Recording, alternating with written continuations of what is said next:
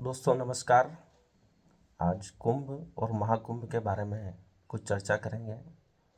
हमारे सनातन धर्म का सबसे प्रमुख उत्सव मनने जा रहा है। सारी सृष्टि इस उत्सव का इंतज़ार कर रही है।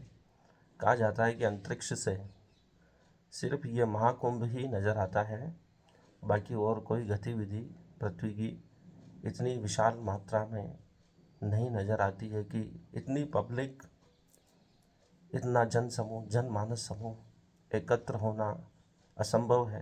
अंग्रेज आश्चर्य करते थे जब भारत गुलाम था कि भाई इतने लोग बिना किसी सूचना के एक जगह कैसे इकट्ठे हो सकते हैं, क्योंकि उस समय भी लोगों को इकट्ठा करना बहुत कठिन कार्य था। इतनी विशाल मात्रा में जन समूह एक निश्चित तिथि को एक विशेष स्थान पर एकत्रित होते हैं, यह कैसे संभव हुआ? हमारे ऋषि मुनियों, पुरोहितों, ज्योतिषियों ने जो पंचांग बनाया है वह पूरे भारत में इस प्रकार से एक समान रूप से तिथियों, लग्न, मुहूर्त आदि के रूप में वितरित किया जाता था और किया जाता है, जिसके कारण लोग प्रत्येक गांव में, प्रत्येक स्थान पर एक विशेष तिथि, लग्न, मुहूर्त को पूरे भारत में एक समान रूप से ज्ञात कर सकते थे। कब कुंभ का मेला लग रहा है? सोचिए दोस्तों कि उस समय 100-200 साल पहले जब अंग्रेज ये बात कर रहे थे, उस समय न तो टेलीफोन था, मोबाइल था और संचार के साधन टेलीग्राम इत्यादि कुछ नहीं थे, और विशाल समूह इन 4 स्थानों पर जहाँ कुंभ का मेला पड़ता है वहाँ लोग इकट्ठे होते थे। आइए उसी महान पर्व की हम चर्चा करते हैं, क्योंकि प्रयागराज में कुंभ, महाकुंभ उत्सव चालू हो चुका है। हम जानते हैं कि कुंभ और महाकुंभ दोनों ही हिंदू धर्म के महत्वपूर्ण तीर्थ स्थानों में से एक है, जहाँ लाखों श्रद्धालु पवित्र नदियों में स्नान करने और अपने पापों को धोने के लिए आते हैं। कुंभ मेला एक प्रभु हिंदू त्यौहार है जो हर 12 वर्षों में आयोजित किया जाता है। यह मेला पवित्र नदियों के किनारे आयोजित किया जाता है, जहाँ श्रद्धालु स्नान करने और पूजा पाठ करने के लिए आते हैं। कुंभ मेले का आयोजन हर 12 वर्षों में किया जाता है, जब बृहस्पति ग्रह कुंभ राशि में प्रवेश करता है। 12 वर्षों में आयोजित होने वाला बृहस्पति ग्रह कुंभ राशि में प्रवेश करता है 12 वर्षों में, और यह महाकुंभ 144 वर्षों में आयोजित होता है और प्रयागराज में आयोजित हो रहा है। महाकुंभ एक विशेष अवसर है जो हर 144 वर्षों में आयोजित किया जाता है। यह मेला प्रयागराज में आयोजित किया जाता है, जहाँ गंगा, यमुना और सरस्वती नदियों का संगम होता है। गंगा, यमुना और सरस्वती नदियों का संगम कितना पवित्र संगम है। महाकुंभ मेले का आयोजन तब किया जाता है जब बृहस्पति ग्रह कुंभ राशि में और सूर्य मकर राशि में प्रवेश करता है। बृहस्पति का कुंभ राशि में प्रवेश करना और सूर्य का मकर राशि में प्रवेश करना, बृहस्पति ग्रह का कुंभ और सूर्य का मकर, ये विशेष स्थिति बनती है तब महाकुंभ मेले का आयोजन होता है, और यह 144 वर्षों में होता है। सोचिए दोस्तों कि उस समय जब टेलीस्कोप वगैरह कुछ नहीं थे, तो हमारे ऋषि मुनियों ने कैसे देखा होगा अंतरिक्ष में कि ये 144 वर्षों में स्थिति बनती है। कुंभ और महाकुंभ मेलों में श्रद्धालु पवित्र नदियों में स्नान करने के लिए आते हैं, जो उनके पापों को धोने और मोक्ष प्राप्त करने के लिए माना जाता है। इन मेलों में श्रद्धालु विभिन्न प्रकार के अनुष्ठानों, पूजा पाठों में भाग लेते हैं, जैसे कि गंगा स्नान, यमुना स्नान और सरस्वती स्नान। कुंभ और महाकुंभ मेलों का आयोजन एक विशाल और भव्य तरीके से किया जाता है, जिसमें लाखों श्रद्धालु भाग लेते हैं। इन मेलों में विभिन्न प्रकार के सांस्कृतिक कार्यक्रमों और आयोजनों का आयोजन किया जाता है, जैसे संगीत, नृत्य और नाटक। कुंभ और महाकुंभ मेलों का महत्वपूर्ण हिंदू धर्म में बहुत अधिक स्थान है। यह मेले हिंदू धर्म के अनुयायियों के लिए एक महत्वपूर्ण तीर्थ स्थल है। इन मेलों में श्रद्धालु अपने पापों को धोने और मोक्ष प्राप्त करने के लिए आते हैं। मनुष्य की सबसे बड़ी इच्छा है कि उसे मोक्ष प्राप्त हो जाए, इस दुख भरे संसार से वह मुक्त हो जाए, और यह मेले हिंदू धर्म के अनुयायियों के लिए एक महत्वपूर्ण अवसर है। कुंभ और महाकुंभ मेलों का आयोजन एक विशाल और एक भव्य तरीके से किया जाने वाला आयोजन है, जिसमें लाखों श्रद्धालु भाग लेते हैं। इन मेलों में विभिन्न प्रकार के सांस्कृतिक कार्यक्रमों और आयोजनों का आयोजन किया जाता है, जिसका श्रद्धालु बड़े भक्तिभाव से आनंद लेते हैं। कुंभ और महाकुंभ मेलों का महत्व हिंदू धर्म में बहुत अधिक है। यह मेले हिंदू धर्म के अनुयायियों के लिए एक महान अवसर है। पूरे भारतवर्ष के लोगों से मिलाप का, विभिन्न संस्कृतियों से मिलाप का, जिसके कारण यह संस्कृति सनातन बनी है, उस सहृदय पर्व को मनाने का, जहाँ लाखों श्रद्धालु एक साथ उपस्थित होते हैं और उस पवित्र संगम में स्नान करते हैं। कुंभ मेला भारत के 4 प्रमुख स्थानों पर आयोजित होता है। प्रयागराज, जिसे प्रयाग भी कहते हैं, यह उत्तर प्रदेश में गंगा, यमुना और सरस्वती नदियों के संगम पर स्थित है। यहाँ कुंभ मेला हर 12 वर्षों में आयोजित होता है। नासिक, यह महाराष्ट्र में गोदावरी नदी के किनारे स्थित है। यहाँ कुंभ मेला हर 12 वर्षों में आयोजित होता है। उज्जैन, यह मध्य प्रदेश में शिप्रा नदी के किनारे स्थित है। यहाँ कुंभ मेला हर 12 वर्षों में आयोजित किया जाता है। हरिद्वार, यह उत्तराखंड में गंगा नदी के किनारे स्थित है। यहाँ कुंभ मेला हर 12 वर्षों में आयोजित होता है। प्रयागराज, नासिक, उज्जैन और हरिद्वार, ये 4 स्थान है जहाँ अमृत की बूंदें गिरी थी, ऐसा वर्णन है। चंद्रदेव, जब असुरों ने अमृत का कलश कुंभ चुरा लिया था, तो अमृत वापस लेकर चंद्रदेव आए थे और उस भाग दौड़ में 4 बूंदें इन 4 स्थानों पर गिरी। इन अमृत बूंदों के कारण ही यहाँ कुंभ का मेला आयोजित होता है प्रत्येक 12 वर्षों में। प्रयागराज, नासिक, उज्जैन, हरिद्वार में ये बूंदें गिरी थी। यह वही अवसर होगा जब ये अमृत बूंद गिरी थी, चूँकि देवताओं के 12 वर्ष देवताओं का एक दिन मनुष्य के 12 वर्षों के बराबर होता है, इसलिए 12 वर्षों में यह अवसर आता है। क्योंकि 12 वर्ष देवताओं का जो होता है वह मनुष्य के 1 वर्ष के बराबर होता है। उस काल की गणना कर हमारे ऋषि मुनियों ने इसे आयोजित करना संभव बनाया। इन 4 स्थानों पर कुंभ मेला आयोजित होने का कारण यह है कि इन स्थानों पर पवित्र नदियों का संगम होता है।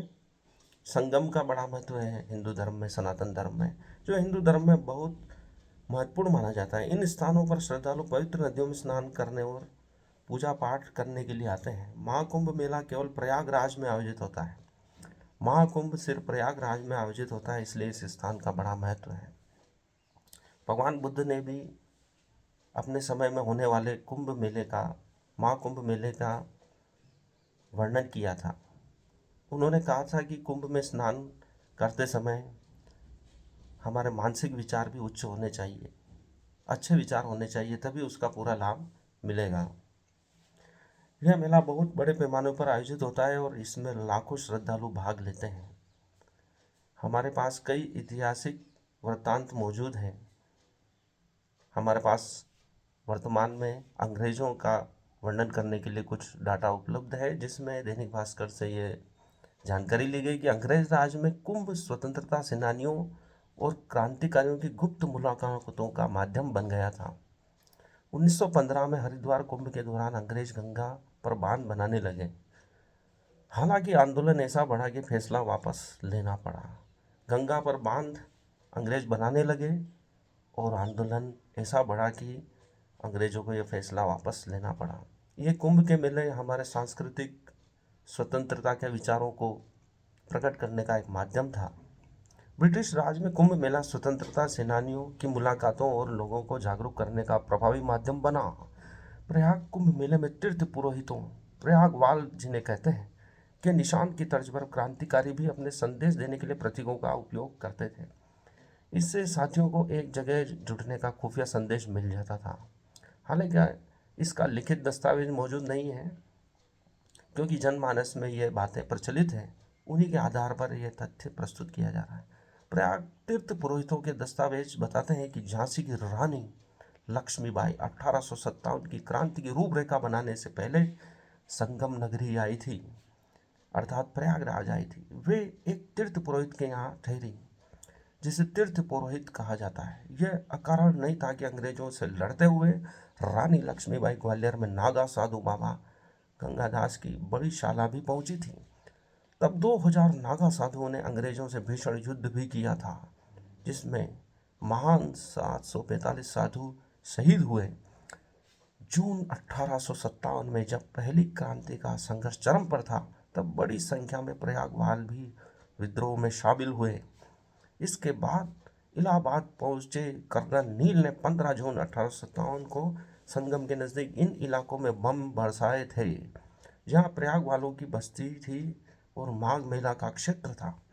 अपने राजनीतिक गुरु गोपाल कृष्ण गोखले की सलाह पर महात्मा गांधी जी भी 1918 में प्रयाग कुंभ भी पहुंचे थे।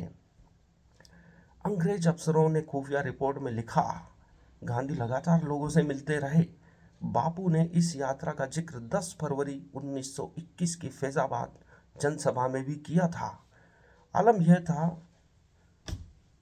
बात यह थी कि 1918 के कुंभ में भीड़ रोकने के लिए रेलवे बोर्ड के अध्यक्ष R.W. घिलन ने रेलवे टिकट बिक्री पर भी प्रतिबंध लगा दिया था। आंदोलनों और क्रांतिकारियों से परेशान होकर अंग्रेज सरकार ने 1930 में प्रयागराज का कुंभ डरते डरते कराया था। दरअसल गांधी के नमक आंदोलन शुरू होने की सुखबहार से गांधी जी के नमक आंदोलन जब प्रारंभ होने की खबर उनको लगी, तो अंग्रेज ज़्यादा सतर्क हो गए थे।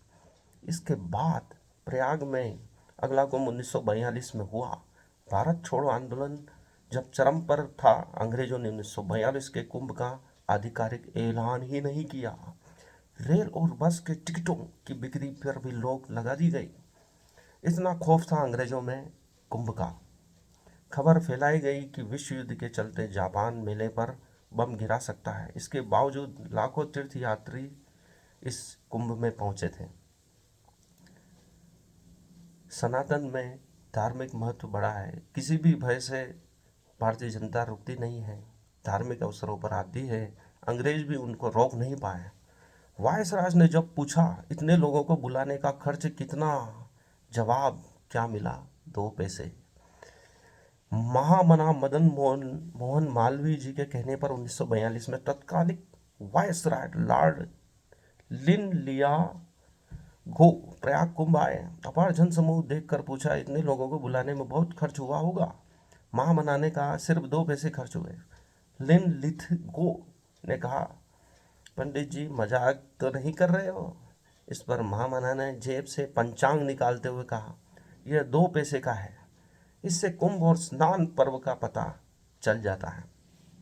दोस्तों, यही बात मैं शुरू में ही कर चुका हूँ कि पंचांग ऐसा अमोघ शस्त्र है जिसे पूरे भारत, पृथ्वी, ब्रह्मांड का लग्न मुहूर्त पता चल जाता है।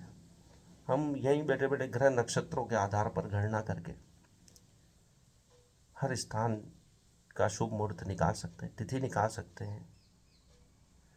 लोग बिना किसी ही निमंत्रण के चले आते हैं। इनको निमंत्रण देने की जरूरत नहीं है, वह पंचांग देखकर उन्हें मालूम पड़ जाता है कि कब आना है। दोस्तों, जो इस महाकुंभ में जाने वाले हैं वे अपने साथ क्या क्या सावधानी रखेंगे वो भी आई है, तो मैं दोस्तों के साथ शेयर करना चाहता हूँ ताकि उनकी मदद मिल सके। कुछ कुंभ में मोबाइल नेटवर्क की परेशानी आ सकती है, वाकी टाकी के माध्यम से बातचीत होती है, तो जो हमारे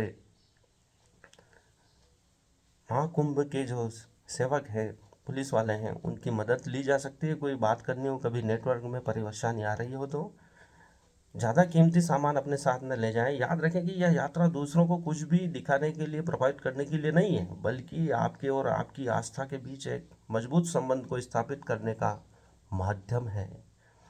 और ईश्वर को आपकी कीमती चीज़ों से कोई मतलब भी नहीं है, वो खुद ऐश्वर्यवान है, इसलिए नाम उसका ईश्वर पड़ा है। अपने साथ कुछ अतिरिक्त मंकी कैप, अर्थात जो आपके सिर को और गर्दन को ढक ले, ऐसी कैप, और सिर्फ चेहरा दिखे उसे बोलते हैं मंकी कैप। मफलर, खासकर स्लीपर रखें, क्योंकि इसके खो जाने या किसी और का पैर पड़ने से, इनके टूट जाने से आपको नई चप्पल पहनने की बहुत ज़रूरत हो सकती है। इसलिए एक आध स्लीपर सस्ती वाली खरीद के अपने बैग में रखें। सारे जरूरी जो फ़ोन नंबर है कागज़ पर लिख के रख लें, इसमें पड़ोसियों का नंबर भी लिख लें, साथ ही कुछ ज़रूरी पासवर्ड सभी मत लिखें, खास जो आपको आवश्यकता पड़ सकती है उस मेले में, कुंभ में। और पते स्थायी व प्रयागराज का जो मौजूद पता जहाँ आप ठहरे हो उसमें लैंडलाइन नंबर भी लिख लें, और इसकी कुछ फ़ोटो कापी करा के अपने साथियों को भी, परिचितों को, रिश्तेदारों को दे दें, और उनसे कहें कि इसे पॉलीथीन में कवर करके चिप वाली थैली में रख लें और जेब में सुरक्षित रखें, ताकि पानी पड़ने पर भी ये खराब ना हो, क्योंकि वहाँ स्नान करना होगा या किसी विशेष परिस्थिति में गीला हो सकते हैं, तो पॉलीथीन उसमें आपकी मदद करेगी। आपस में एक दूसरे को यह बात बताते रहें कि अगर भीड़ में खो जाए तो तयशुदा मीटिंग पॉइंट कहाँ है और दूसरे व्यक्ति के आने तक किसी को कितनी देर इंतज़ार करना है। एक मीटिंग पॉइंट बता लें कि भाई हम घूमने के बाद यहाँ मिलेंगे, अगर 2 घंटे बाद, 1 घंटे बाद अगर वो व्यक्ति नहीं आता है तो उसे खोजने का अभियान चालू कर सकते हैं। आपस में एक दूसरे को ये बताते रहें कि अगर भीड़ में खो जाएं तो क्या क्या करना है, किससे संपर्क करना है, पुलिस स्टेशन कहाँ है, कहाँ हमारी मदद कर सकते हैं, ऐसे लोगों को पहले ही चिन्हांकित कर दें। सारे रिश्तेदार खासकर बच्चों को समझाएं, अगर उनकी जैकेट, जूते, मंकी केप या कलाई घड़ी जैसी कोई चीज़ खो जाए तो उसको ढूंढने का प्रयास बिल्कुल न करें और चिंता न करें, क्योंकि कई लोग छोटी मोटी चीज़ों की तलाश में खो जाते हैं, तो हमें ऐसा काम नहीं करना है, जबकि ये चीज़ें हमेशा ही ली जा सकती है। मतलब जिन चीज़ों को वापस खरीद सकते हैं उनको ढूंढने की कोई आवश्यकता नहीं है। इतनी भीड़ में हम खो सकते हैं, बच्चे खो सकते हैं, जो घूम जाए उसकी परवाह बिल्कुल न करें। अपने परिवार वालों, माता पिता के साथ रहें, उन्हें कहते रहें कि सारे रिश्तेदारों की ज़िंदगी में सुरक्षा खोए गए महंगे सामान से बहुत ज़्यादा है, इसलिए ढूंढने का कोई तात्पर्य नहीं। कार्ड या ऑनलाइन पेमेंट पर भी निर्भर न रहें, क्योंकि कई बार वहाँ नेटवर्क मदद नहीं कर पाएगा, ऐसा हो सकता है। आपके पास कुछ नगद पैसे रखें, वो भी छोटे छोटे नोट के रूप में अलग अलग जेब में रखें। सभी पैसे एक साथ न रखें, अलग अलग जेबों में रखते जाएं, अलग अलग स्थानों पर रखें। अपने टाइट पॉकेट में पर्स न रखें जो कि बाहर से ही दिखाई देता है। अपनी टाइट पैंट पीछे की जेब में बिल्कुल न रखें पर्स को, क्योंकि वहाँ पीछे से आसानी से चोरी हो सकता है, दिखाई देता है।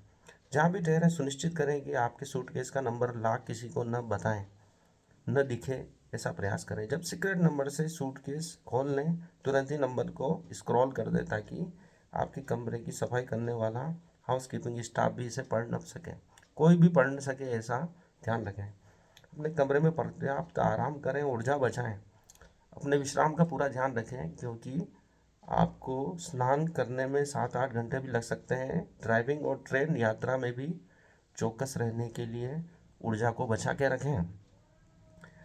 कुल मिला के निष्कर्ष ये है कि जब भी महाकुंभ जैसे किसी भीड़ भाड़ वाली जगह पर हम जाते हैं तो वहाँ मोबाइल फ़ोन पर बहुत ज़्यादा निर्भर नहीं रहना चाहिए। तनाव कम करने के लिए पॉकेट डायरी रखें, जिसमें ज़रूरत की जानकारी लिखते रहें। जैसे ही कुछ याद आए अपनी डायरी में नोट कर लें कि हमें क्या काम करना है, किससे मिलना है, क्या क्या हमें दर्शन करने हैं, कहाँ हम रुकेंगे, क्या करेंगे, वो पूरी योजना उसमें लिखते जाएं। मोबाइल नंबर लिख लें, जो भी आवश्यक चीज़ें उसमें लिखते जाएं, ताकि आपको कोई भी इस महापर्व में दिक्कत ना आए और आप उसका आस्था के साथ, पवित्रता के साथ आनंद ले सकें, लोगों से जुड़ सकें और इस महा आस्था के केंद्र का पूरा आध्यात्मिक लाभ ले सकें। इतना ही था दोस्तों, इस महाकुंभ के विशेष पर्व पर मैं भी कुछ उद्घाटित करना चाहता था और आपके बीच में शेयर करना चाहता था। एक महत्वपूर्ण बात मैं जो बताना चाहता हूँ कि हमारे जो मंदिर हैं, तीर्थ स्थान हैं, ये क्रांतिकारियों के लिए विशेष स्थान थे। अंग्रेज़ों की बहुत सारी डायरियाँ, दस्तावेज जला दिए गए, जिसमें लिखा था कि ये तीर्थ स्थान, कुंभ स्थान, मंदिर पर ही क्रांतिकारी लोग मिलते थे और अपनी योजनाएं बनाते थे और पूरे भारत को आज़ाद कराने की रूपरेखा तैयार करते थे।